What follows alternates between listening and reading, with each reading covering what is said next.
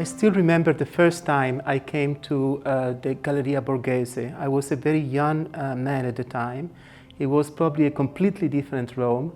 And I do remember that I was excited to come here, and I knew very, very little about the impact that the gallery would make on me. And I think that that encounter was seminal, and that at the time I didn't understand how important it was to come here, where painters such as Caravaggio and Guido Reni and sculptors such as Bernini and Sguardi are housed, and that are such an important part of my scholarship. Today I wanted to introduce you to a painting that is particularly dear to me, and this is Guido Reni Mosè that you can see here. It belonged to the Borghese collections, although probably it entered the collections later. And the reasons I'm fascinated with this painting is because it shows a very, very strong link with Caravaggio. We usually tend to think of Guido Reni as a sort of the opposite of Caravaggio, a painting that introduced the bright manner in art history, the painter of light and the painter of great chromatic effects. And this is absolutely true. And it is true that Guido Reni had a very difficult relationship with Caravaggio. The very few times they met in Rome, Caravaggio threatened Guido Reni and was extremely aggressive to him. But Guido Reni certainly admired certain aspects of Caravaggio, and he also possessed a painting by Caravaggio, which is the Denial of St. Peter, that is now in the Metropolitan Museum of Art. We know that actually that from a document dating to 1613, if I'm not wrong.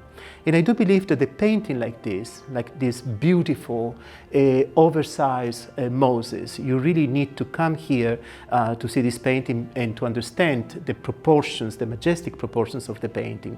Could not have been made without the example of Caravaggio's Denial of St. Peter. There are 2 points that I would like to point out. The first one is the fact that Guido Reni exploits the priming as Caravaggio did in his later works.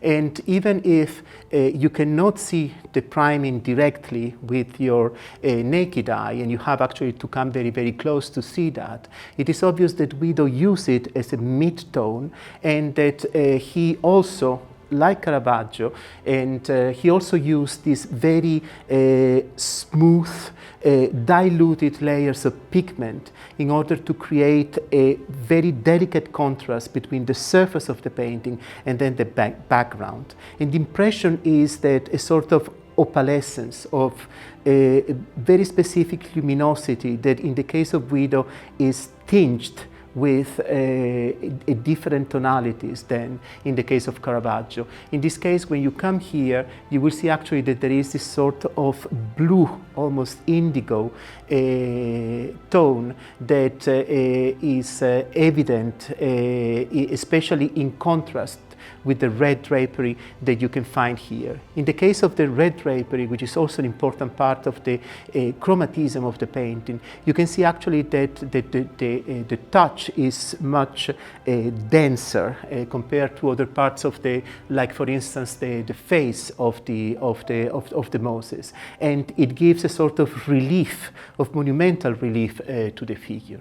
But then, when you look, for instance, at the face of Moses, at this elderly, you can see how close it is to certain representations of Caravaggio, especially the St. Peter in the Denial, not only because he uses the priming and then creates contrasts of impasto through the filaments, for instance, of the wrinkles or the blotches that are typical of the highlights on the forehead of the figure, but also in the way in which these technical elements enhance the pathos of the figure. So in order to come up with a painting like this, you really and this is my personal opinion, you really need to study Caravaggio close up, very intimately, if I dare say. And of course, this is Guido. He creates something different. He tends to a beauty that is not natural, but supernatural. And you can see that even the drapery and the folds take on the shape of polygons, of geometric structures. But it is also, in this beautiful head of an old man, it is a Guido Reni that is able to look at nature, to embellish nature perhaps, but also to render the intensity of old age, of pathos, in ways that I think are very, very close in certain ways with that of Caravaggio.